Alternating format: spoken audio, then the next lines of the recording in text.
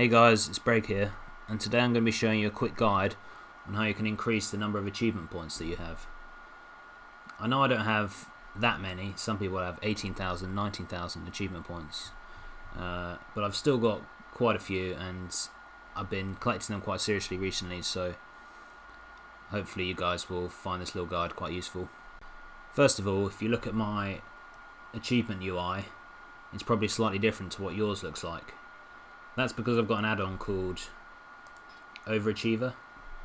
I'll put the link in the description below. But basically what this does is it adds a lot of different features to the achievement UI, such as a search feature, there's watch feature where you can store achievements to look at them later on, and there's suggestions feature, which I think is the most useful. Basically it will detect which zone you're in. For example, I'm in Stormwind, and it will mention all the achievements that you can do in that zone. For example, the Stormwind fishing dailies or the pet battle dailies.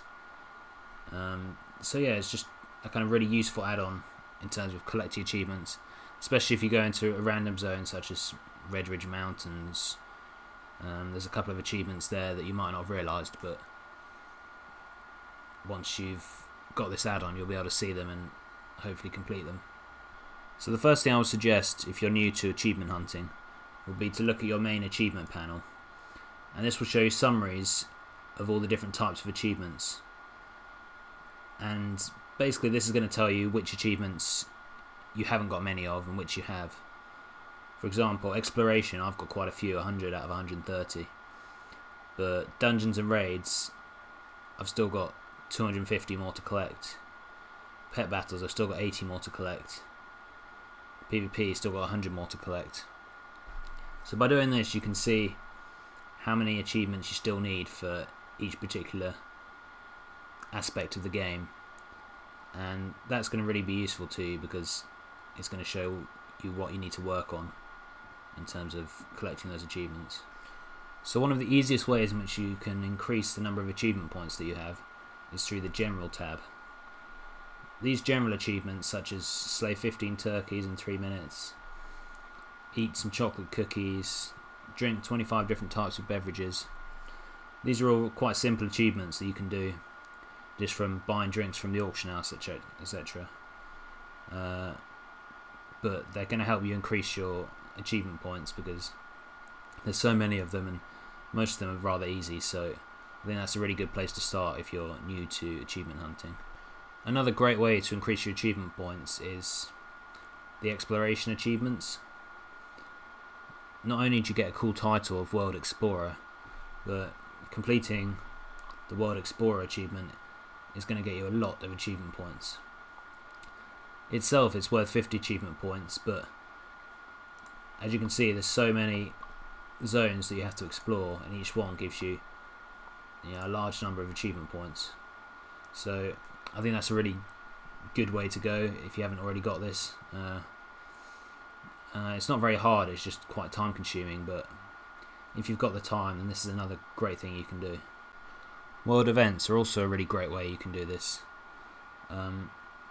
If you look here, for example, at Fall for Love, there are 12 achievements, so that's 120 achievement points, and then there's the meta, which is another 10, so that's 130 achievement points that you can probably just get in a day just from doing the holiday achievements.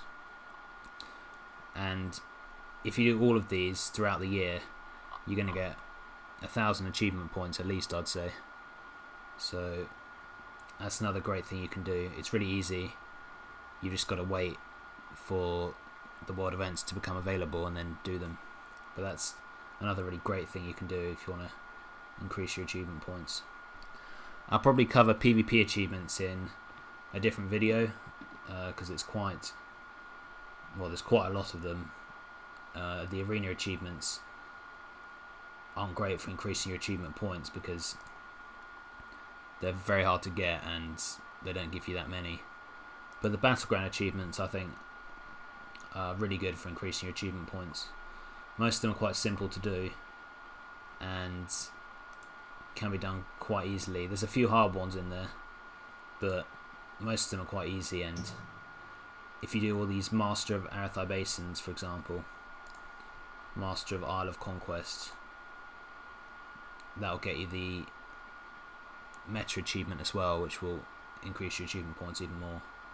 But I think I'll cover this more in a future video. I think the best possible way to increase your achievement points is through the Dungeons and Raids achievements. Now, most of these are pretty easy to get nowadays, apart from obviously the Pandaria ones. But all of the old raid achievements, they're really easy to get, and you can get so many achievement points just from killing one boss. You can often get 4, 5, 6 achievements just from killing one boss, because there'll be the heroic achievement, the normal achievement, and any other achievements that you do whilst killing that boss. So especially things such as Ulduar or ICC, those raids are going to get you a lot of achievement points. So if you can do them, that's really going to help you out. Obviously doing the classic dungeons and classic raids is a great thing to do, because that's so easy, they're all soloable. Same with the Burning Crusade, you can solo them all and they're going to get you a lot of achievement points.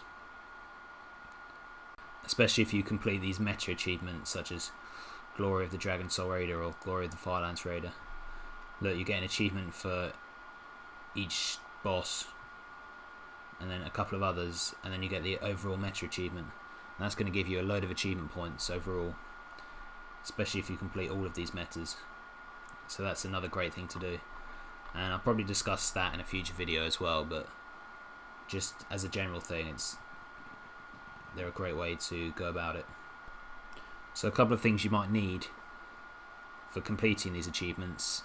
First of all is time, especially for the exploration and quest achievements.